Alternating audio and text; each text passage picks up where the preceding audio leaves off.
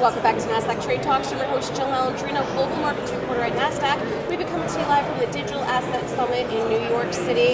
And helping me close out coverage, we have James Butcher with TradeStation Crypto. Thanks so much for joining us, James. Nothing like saving the best for last. Thank you very much. I apologize about running late again. No problem. Let's talk about this current price of Bitcoin. Bitcoin, the interesting move. It's pretty amazing. We've seen an explosive run up there. I hope it doesn't continue on parabolic for a little bit. Let us get our offering out there before it continues to explode up. But generally, pretty positive for the space. All right. Now, what about cryptocurrency overall in the market? What are your thoughts around that? So, with the price going up pretty high, it brings still more people into the space, which is good. Overall markets, what we like about it is starting to become more and more mature and a little bit more stabilized. So I think that even though we have this parabolic move, things should balance out and become a little more favorable for investors. You know, it's really interesting. I had a guest on before where he said when you trade cryptocurrency, it's almost like a network effect. And I feel like that's what you're seeing in the move a little bit here. But let's talk about TradeStation Crypto. What does that mean when you see a name like TradeStation going into the larger cryptocurrency market? So I think this is an important year for cryptocurrency, specifically for the retail brokers. The top 5 brokers, as included, have all expressed interest in entering the space.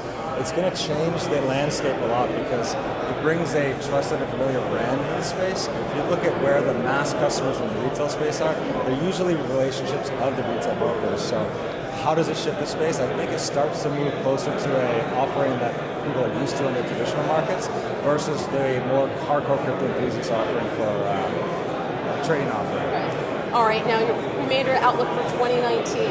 All right, if Bitcoin keeps going the way that it is, that's one thing, but cryptocurrency overall, I would say the tone of this particular conference was very encouraging and that we're starting to see some scale. So I'm very positive about the outcome of this conference in the whole week because a lot more gray hair involved. So the people that we're talking to are definitely more mature in understanding how to talk to us in financial language.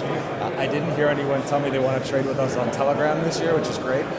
So I think that overall sophistication of markets, infrastructure is starting to get there. The language and how we communicate is starting to become more familiar, which is great for us to be able to offer to the customer base that we have.